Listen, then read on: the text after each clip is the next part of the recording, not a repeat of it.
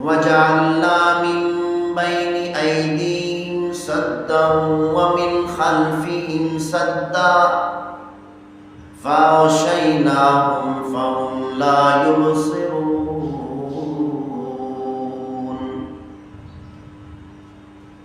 اللہ تعالیٰ نے اس آیت مبارکہ میں ارشاد فرمایا کہ ہم نے ان کے پیچھے سے اور ان کے سامنے سے بند لگا دیا، فَأَغْشَيْنَاهُمْ فَهُمْ لَا يُبْصِرُونَ۔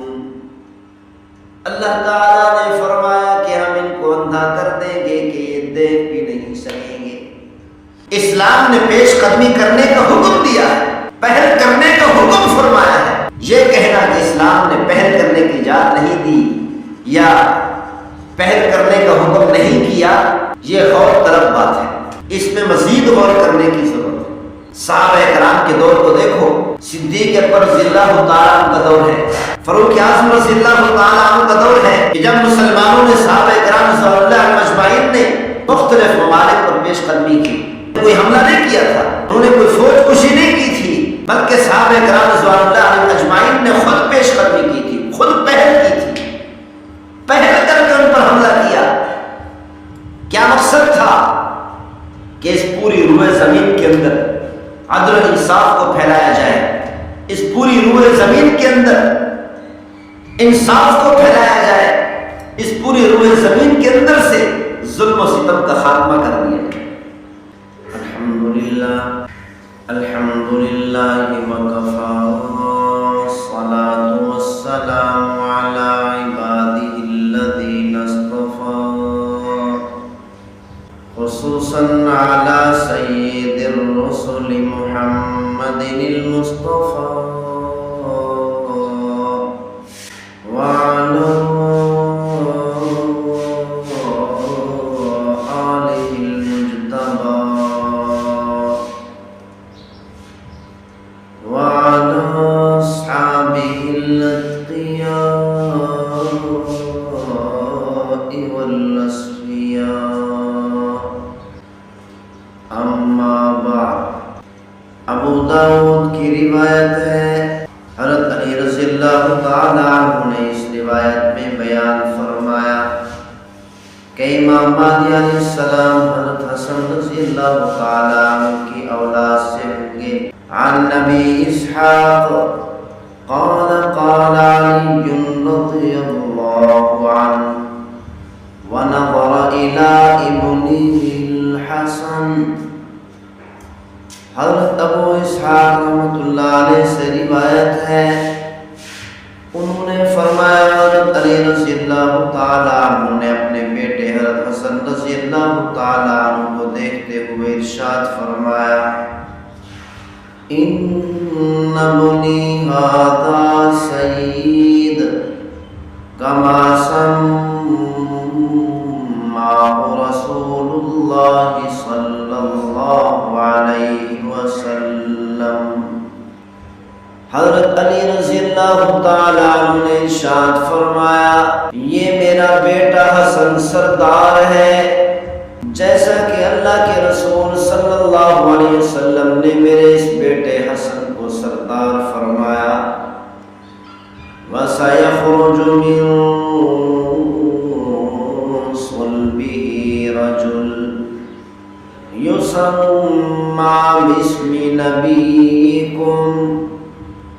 حضرت علی رضی اللہ تعالیٰ عنہ نے ارشاد فرمایا، میرے اس بیٹے حسن کی پوچھ سے اللہ تعالیٰ ایک آدمی لے آئے گا، یعنی میرے بیٹے حسن کی اولاد سے امام مہدی علیہ السلام دنیا میں تشریف لائیں گے، جن کا نام تمہارے نبی کے نام جیسا ہوگا، یعنی محمد ہوگا۔ یشبہہ فی الخلق، امام مہدی علیہ السلام پیغمبر صلی اللہ علیہ وسلم کے ساتھ اخلاق حسنہ میں مشابہت رکھتے ہوں گے۔ ولا یشبہہ فی الخلق، امام مہدی علیہ السلام پیغمبر صلی اللہ علیہ وسلم کے ساتھ خلقت میں مشابہت نہیں رکھیں گے۔ ثم ذکر قصة يملأ الأرض عدلا۔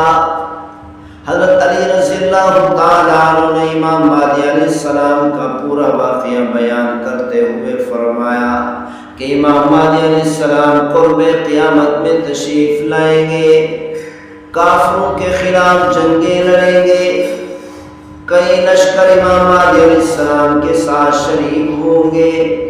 امام مہدی علیہ السلام دنیا سے، اس دھرتی سے، اس زمین سے ظلم و ستم کا خاتمہ کر کے اس پوری کی پوری روئے زمین کو عدل و انصاف سے بھر دیں گے۔ پاکستان میں پاکستانی فوج کے چیف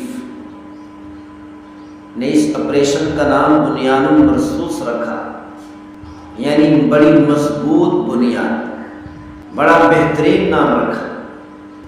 جنہوں نے اس آپریشن کا نام بنیان مرصوص رکھا، ہم ان کو سلامی پیش کرتے ہیں۔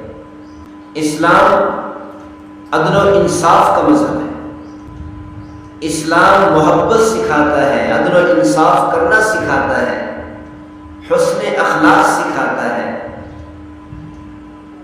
اسلام میں ظلم و ستم کی کوئی گنجائش نہیں، قتل و غارت کی، فسادات کی، بدامنی پھیلانے کی اسلام میں کوئی گنجائش نہیں ہے۔ پوری تاریخ مسلمانوں کی اٹھا کر دیکھیں، کہیں بھی صحیح معنوں میں جہاں پر جس زمانے میں جس ملک میں اسلامی قوانین نافذ ہوئے ہیں، اس ملک کے اندر مسلمانوں نے اور مسلمان بادشاہوں نے کبھی ظلم نہیں کیا۔ آپ کو عدل و انصاف نظر آئے گا، آپ کو محبت ہی محبت نظر آئے گی، ظلم و ستم کا خاتمہ ہوتے ہوئے نظر آئے گا، بد امنی اور فسادات کا خاتمہ ہوتے ہوئے نظر آئے گا، لیکن ظلم و ستم نظر نہیں آئے گا، محبت ہی محبت نظر آئے گی۔ کیونکہ اسلام نے مسلمانوں کو محبت سکھائی ہے، عدل و انصاف کرنا سکھایا ہے، حسن اخلاق سکھایا ہے، ظلم و ستم سے دور رہنے کا حکم کیا ہے۔ مولانا طارق جمیل صاحب دامت برکاتہ عالیہ نے ایک جملہ فرمایا کہ اسلام نے کبھی پہل کرنے کا نہیں کہا، اسلام نے کبھی پہل کرنے کی اجازت نہیں دی۔ اس جملے میں غور کرنے کی ضرورت ہے۔ اسلام نے کبھی ظلم کرنے کی اجازت نہیں دی، زیادتی کرنے کی اجازت نہیں دی، بد امنی پھیلانے کی اجازت نہیں دی، بد اخلاقی کرنے کی اجازت نہیں دی۔ اسلام نے سکھایا ہے کہ چاہے وہ انسان کسی بھی مذہب سے تعلق رکھتا ہو، خبردار کسی پر ظلم نہیں کرنا، کسی پر ستم نہیں ڈھانا، لیکن یہ کہنا کہ اسلام نے ہمیں پہل کرنے کی اجازت نہیں دی، اس میں غور کرنے کی ضرورت ہے۔ اسلام نے تو مسلمانوں کو پہل کرنے کا حکم دیا ہے۔ پہل کرنے کا مطلب یہ ہے کہ اسلام نے مسلمانوں کو حکم دیا کہ دنیا کے اندر عدل و انصاف کو پھیلاؤ، پیش قدمی کرو۔ اسلام نے مسلمانوں کو پیش قدمی کرنے کا حکم دیا ہے، آگے بڑھنے کا حکم دیا ہے، اس دھرتی سے ظلم و ستم کو ختم کرنے کا حکم کیا ہے، اور اس زمین پر عدل و انصاف کو قائم کرنے کا حکم کیا ہے کہ آگے بڑھو، چاہے کافر تم پر حملہ نہ کرے، پھر بھی مسلمانوں کو چاہیے آگے بڑھ کر حملہ کرے، لیکن حملہ کرنے سے پہلے جو کافر بادشاہ ہے، غیر مسلم بادشاہ ہے، ان کے سامنے 3 چیزیں پیش کرو۔ نمبر 1، اسلام کو قبول کرو۔ اگر تم اسلام کو قبول کرو گے تو تم ہمارے بھائی ہوں گے، اور یہ بادشاہت تمہارے پاس رہے گی، یہ سلطنت تمہارے ہاتھ میں رہے گی، کیونکہ مسلمانوں کا مقصد کسی سے سلطنت کو چھین کر سلطنت پر قبضہ کرنا نہیں، سلطنت کو حاصل کرنا نہیں، حکومت کو حاصل کرنا نہیں، بلکہ اسلام کو پھیلانا مقصد ہے، عدل و انصاف کو پھیلانا مقصد ہے، حسن اخلاق کو پھیلانا مقصد ہے، ظلم و ستم کا خاتمہ کرنا مقصد ہے۔ پیشکش کرو جا کر غیر مسلم بادشاہوں کو کہ مسلمان ہو جاؤ۔ دوسرے نمبر پر یہ پیشکش کرو اگر تم مسلمان نہیں ہوتے تو ٹیکس ادا کرو، اگر تم جزیہ ادا کرو گے، ٹیکس ادا کرو گے، ہمارے ماتحت ہو کر حکمرانی کرو گے، بادشاہت کرو گے، تو تم سے ٹیکس لے کر مقصد اپنے آپ کو مالدار کرنا نہیں، غیر مسلم بادشاہوں سے پیسہ وصول کرنا مقصد نہیں، بلکہ یہ ٹیکس لے کر اس پورے ملک کی حفاظت کرنا مقصد ہے۔ کیونکہ پورے ملک کی جب غیر مسلم ملک کی حفاظت کریں گے تو اس پر فوج کی ضرورت ہوگی، فوج پر خرچہ ہوگا، اسی لیے کافروں سے ٹیکس لے کر مقصد یہ ہوگا کہ ان کافر ملک کی حفاظت کی جائے۔ اب اگر اس کافر ملک کے اندر کوئی مسلمان بھی غیر مسلم پر زیادتی کرے گا تو اس غیر مسلم کو مسلمان سے بدلہ لے کر دیا جائے گا۔ تیسرے نمبر پر یہ پیشکش کرو اگر تم ٹیکس بھی ادا نہیں کرتے تو پھر جنگ کے لیے تیار ہو جاؤ۔ اسلام نے پیش قدمی کرنے کا حکم دیا ہے، پہل کرنے کا حکم فرمایا ہے۔ یہ کہنا کہ اسلام نے پہل کرنے کی اجازت نہیں دی یا پہل کرنے کا حکم نہیں کیا، یہ غور طلب بات ہے، اس میں مزید غور کرنے کی ضرورت ہے۔ صحابہ کرام کے دور کو دیکھو، صدیق اکبر رضی اللہ تعالیٰ عنہ کا دور ہے، فاروق اعظم رضی اللہ تعالیٰ عنہ کا دور ہے کہ جب مسلمانوں نے صحابہ کرام رضی اللہ عنہم اجمعین نے مختلف ممالک پر پیش قدمی کی، انہوں نے کوئی حملہ نہیں کیا تھا، انہوں نے کوئی فوج کشی نہیں کی تھی، بلکہ صحابہ کرام رضی اللہ عنہم اجمعین نے خود پیش قدمی کی تھی، خود پہل کی تھی، پہل کر کے ان پر حملہ کیا۔ کیا مقصد تھا؟ کہ اس پوری روئے زمین کے اندر عدل و انصاف کو پھیلایا جائے، اس پوری روئے زمین کے اندر انصاف کو پھیلایا جائے، اس پوری روئے زمین کے اندر سے ظلم و ستم کا خاتمہ کر دیا جائے۔ مولانا طارق جمیل صاحب کا یہ کہنا کہ مسلمانوں کو اسلام نے پیش قدمی کا حکم نہیں دیا، یہ درست نہیں۔ اسی مقصد کے تحت صحابہ کرام نے پیش قدمی کی۔ پیش قدمی کرنے کے واقعات سینکڑوں نہیں ہزاروں ہیں، لاکھوں واقعات ہیں کہ 1400 سال مسلمانوں کی تاریخ ہے۔ اس تاریخ کو اٹھا کر دیکھو کہ جہاں پر بھی مسلمانوں نے، جس دور کے اندر بھی مسلمانوں نے پیش قدمی کی، پہل کی، مسلمانوں کو اللہ تعالیٰ نے عزت دی، مسلمانوں نے عزت سے زندگی گزاری، اور جس دور کے اندر بھی مسلمانوں نے دفاع کیا، صرف دفاع پر اکتفا کیا، صرف اور صرف دفاع کرنے پر گزارا کیا، تو اس دور میں مسلمانوں کو شکست ہوئی، مسلمانوں کو ذلت کا سامنا کرنا پڑا، مسلمانوں کی عزت پامال ہو گئی، کیونکہ کافر، غیر مسلم، خاص طور پر یہودیت،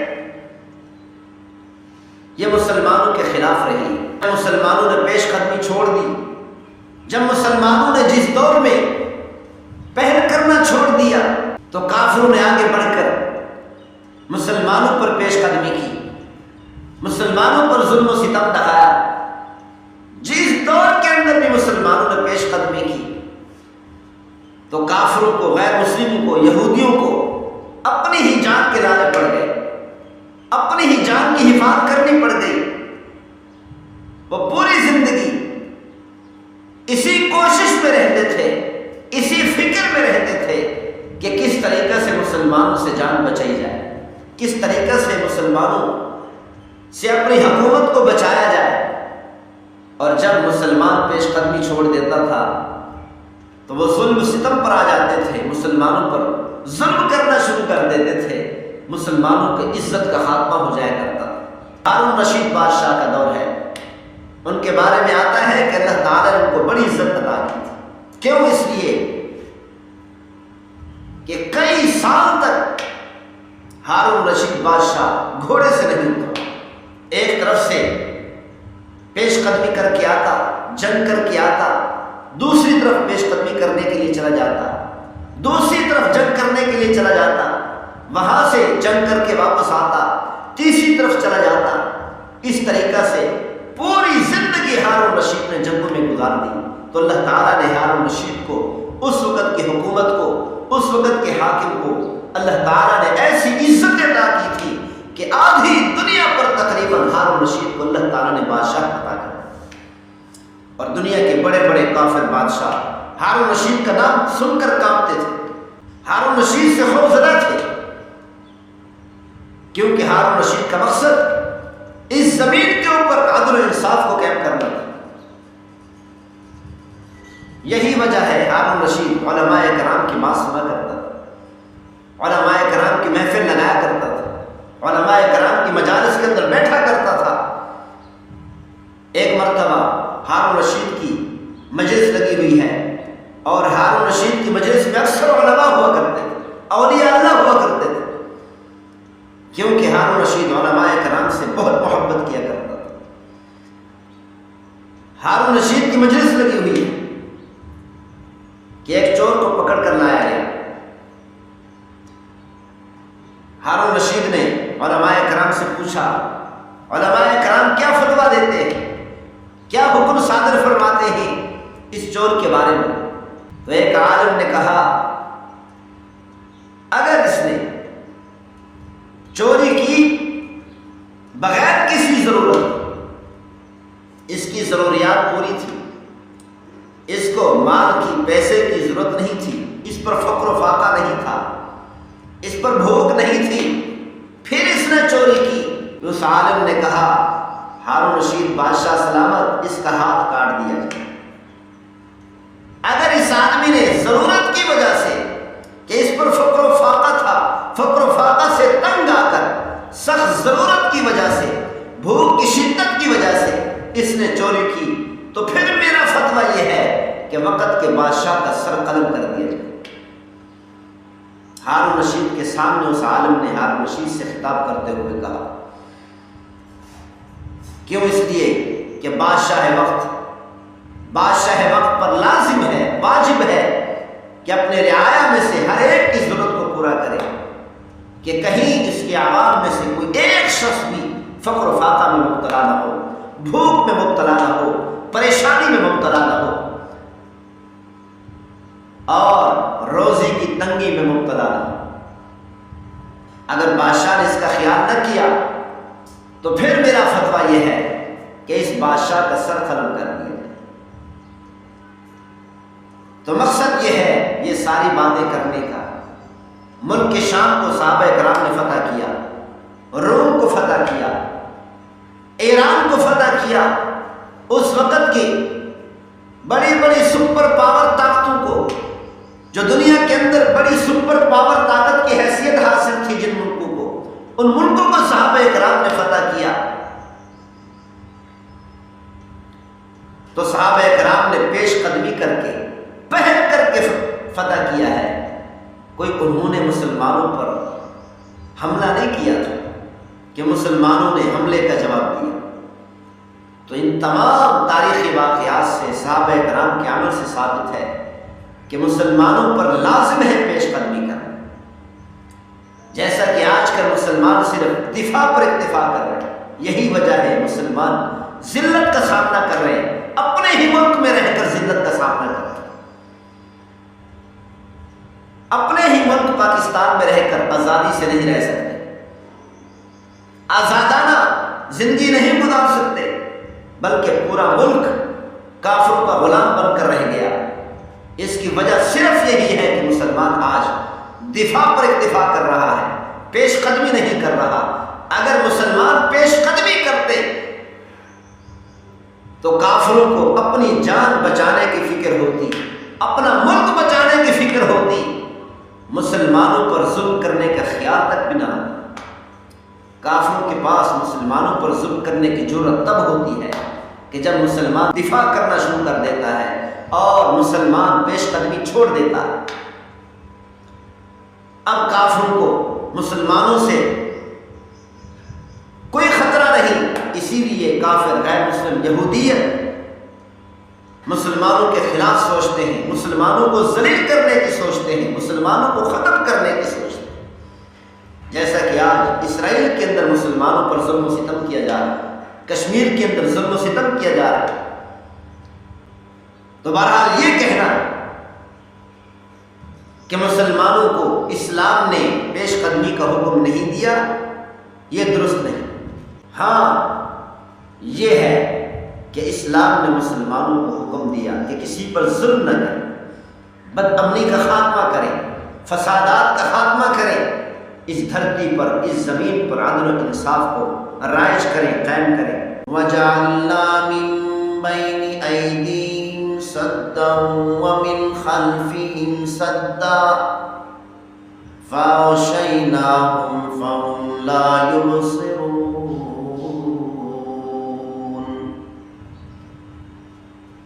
اللہ تعالیٰ نے اس آیت مبارکہ میں ارشاد فرمایا کہ ہم نے ان کے پیچھے سے اور ان کے سامنے سے بند لگا دیا۔ فَأَغْشَيْنَاهُمْ فَهُمْ لَا يُبْصِرُونَ۔ اللہ تعالیٰ نے فرمایا کہ ہم ان کو اندھا کر دیں گے کہ یہ دیکھ بھی نہیں سکیں گے۔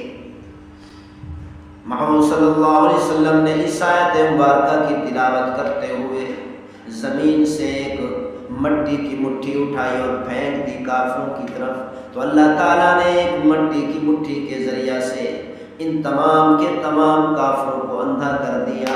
پیغمبر صلی اللہ علیہ وسلم اپنے گھر سے باہر نکلے، سیدھے حضرت ابوبکر صدیق رضی اللہ تعالیٰ عنہ کے گھر پہنچے۔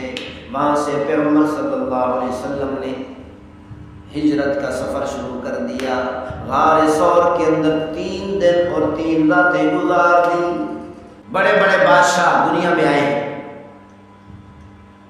تو ان بادشاہوں نے دنیا کے اندر قتل و غارت کی، فسادات پھیلائے، بد امنی پھیلائی، خون بہایا۔ جیسا کہ ہندو مہاراجے آپس میں لڑے، مہاراجوں نے آپس میں جنگیں کی، خون کی ندیاں بہا دی۔ مراٹھوں نے قتل و غارت کی، لاشوں کے انبار لگا دی۔ ہندو اور مسلمانوں کے درمیان تفریق کیے بغیر ہندوؤں کا بھی قتل عام کیا اور مسلمانوں کا بھی قتل عام کیا۔ ہر طرف خون ہی خون ہوا کرتا تھا۔ اسی طرح دنیا کے اندر بڑے بڑے بادشاہ آئے، انہوں نے دنیا کے اندر اتنی قتل و غارت کی کہ خون کی ندیاں بہا دی، لیکن قربان جائے محمود صلی اللہ علیہ وسلم پر۔ پیغمبر صلی اللہ علیہ وسلم کے ساتھ بڑی دشمنی کی گئی۔ پیغمبر صلی اللہ علیہ وسلم اور صحابہ کرام رضوان اللہ اجمعین پر ظلم و ستم کے پہاڑ ڈھائے گئے۔ پیغمبر صلی اللہ علیہ وسلم کو شہید کرنے کی کوشش کی گئی۔ ابو جہل نے قریش کے، مکہ مکرمہ کے بڑے بڑے سرداروں کو جمع کیا، جمع کر کے مشورہ کیا کہ کیسے محمد صلی اللہ علیہ وسلم کو دین کی تبلیغ کرنے سے روکا جائے، دعوت دینے سے روکا جائے، محمد صلی اللہ علیہ وسلم کو کہ دین کو پھیلانے سے کیسے روکا جائے۔ تمام کے تمام سرداروں نے اس بات پر اتفاق کیا کہ پیغمبر صلی اللہ علیہ وسلم کو شہید کر دیا جائے۔ مکہ مکرمہ کے بڑے بڑے سردار اپنی اپنی فوجیں لے کر آئے، آ کر پیغمبر صلی اللہ علیہ وسلم کے گھر کا محاصرہ کر دیا۔ پیغمبر صلی اللہ علیہ وسلم گھر کے اندر تشریف فرما ہے۔ پیغمبر صلی اللہ علیہ وسلم کو اللہ تعالیٰ نے بتایا میرے محبوب دشمنوں نے آپ کے گھر کا محاصرہ کر لیا، آپ کو شہید کرنا چاہتے ہیں، یہ کافر بڑے بڑے سردار، بڑے بڑے بادشاہ، حکمران آپ کو قتل کرنا چاہتے ہیں، لیکن میں پروردگار آپ کو بچانا چاہتا ہوں۔ محمد صلی اللہ علیہ وسلم نے عرض کیا ہے میرے پروردگار میں کیا کروں، ان سے کیسے بچوں گا؟ اللہ تعالیٰ نے فرمایا میرے محبوب پریشان ہونے کی ضرورت نہیں، میں پروردگار اپنی مدد سے، اپنی نصرت سے، اپنی طاقت سے اپنے محبوب کو ان کافروں سے بچاؤں گا۔ اے میرے محبوب صلی اللہ علیہ وسلم زمین سے مٹی اٹھائیں اور ان کافروں کی طرف پھینک دیں۔ اور اللہ تعالیٰ نے فرمایا یہ سارے کے سارے کافر ردے ہو جائیں۔ محمد صلی اللہ علیہ وسلم نے عرض کیا ہے میرے پروردگار مٹی کی ایک مٹھی میں کیسے ان تمام کے تمام کافروں کی آنکھوں تک پہنچاؤں گا؟ ایک طرف پھینکوں گا دوسری طرف والے رہ جائیں گے، دوسری طرف پھینکوں گا اس طرف والے رہ جائیں گے۔ اے میرے پروردگار میں کیسے ان تمام کے تمام کافروں کو اندھا کروں گا؟ اللہ تعالیٰ نے فرمایا میرے محبوب زمین سے مٹی اٹھا کر ان کافروں کی طرف پھینکنا آپ کا کام ہے، اور ایک مٹھی مٹی کو ان تمام کے تمام کافروں کی آنکھوں میں پہنچا کر تمام کافروں کو، تمام فوج کو اندھا کرنا میں پروردگار کا کام۔ اے میرے محمد صلی اللہ علیہ وسلم آپ پھینکے مٹی، تو پیغمبر صلی اللہ علیہ وسلم نے زمین سے ایک مٹی کی مٹھی اٹھائی اور یہ آیت مبارکہ پڑھی وَجَعَلْنَا مِن بَيْنِ أَيْدِيهِمْ سَدًّا وَمِنْ خَلْفِهِمْ سَدًّا فَأَغْشَيْنَاهُمْ فَهُمْ لَا يُبْصِرُونَ۔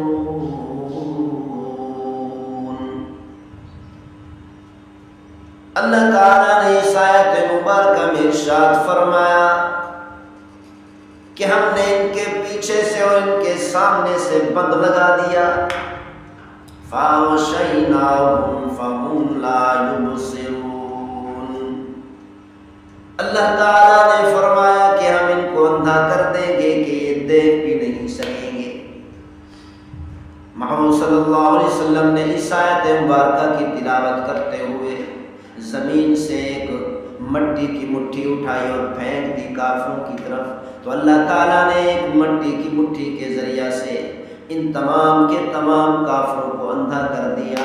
پیغمبر صلی اللہ علیہ وسلم اپنے گھر سے باہر نکلے، سیدھے حضرت ابوبکر صدیق رضی اللہ تعالیٰ عنہ کے گھر پہنچے۔ وہاں سے پیغمبر صلی اللہ علیہ وسلم نے ہجرت کا سفر شروع کر دیا۔ غار ثور کے اندر 3 دن اور 3 راتیں گزار دی، کافروں کے حملہ کرنے سے بچے رہے۔ 3 دن اور 3 راتوں تک غار ثور کے اندر رہے۔ کافروں نے پیغمبر صلی اللہ علیہ وسلم پر اتنا ظلم و ستم ڈھایا کہ پیغمبر صلی اللہ علیہ وسلم کو چھپ کر ہجرت کرنی پڑی۔ پیغمبر صلی اللہ علیہ وسلم کو مکہ مکرمہ چھوڑنا پڑا۔ جب پیغمبر صلی اللہ علیہ وسلم مکہ مکرمہ چھوڑ کر جا رہے تھے، بیت اللہ شریف کو دیکھا اور پورے مکہ کو خطاب کر کے فرمایا او میرے پیارے شہر، اگر یہ کافر مجھے نہ نکالتے میں اپنے اس پیارے شہر کو اور اپنے پیارے وطن کو کبھی نہ چھوڑتا۔ کہ ان کافروں نے اتنا ظلم و ستم ڈھایا کہ پیغمبر صلی اللہ علیہ وسلم کو اور صحابہ کرام رضوان اللہ علیہم اجمعین کو مکہ مکرمہ چھوڑنے پر مجبور کر دیا، ہجرت کرنے پر مجبور کر دیا۔ اور اسی طرح غزوہ احزاب کے موقع پر، غزوہ خندق موقع پر پورا عرب اکٹھا ہو کر آیا۔ پورے عرب نے فوجیں اکٹھی کی، اسلحہ جمع کیا، 10,000 کا لشکر لے کر آیا۔ پیغمبر صلی اللہ علیہ وسلم کے پاس 3,000 کا لشکر تھا، 3,000 مسلمان تھے، اور کافروں کے پاس 10,000 کا لشکر تھا۔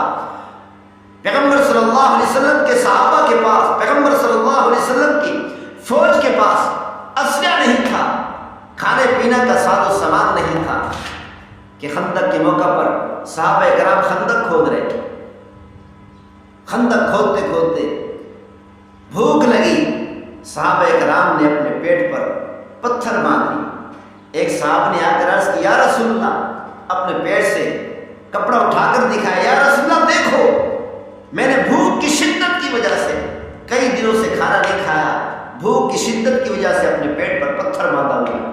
پیغمبر صلی اللہ علیہ وسلم نے اپنے پیٹ مبارک سے کپڑا اٹھا کر فرمایا دیکھو کہ تم نے ایک پتھر باندھا ہے، مجھے اتنی بھوک لگی ہے کہ کہ میں نے 2 پتھر باندھے ہوئے. یہ پتھر اس لیے باندھتے تھے کہ پیٹ کمر کو لگ جاتا تھا اور کمر جھکنے لگ جاتی تھی.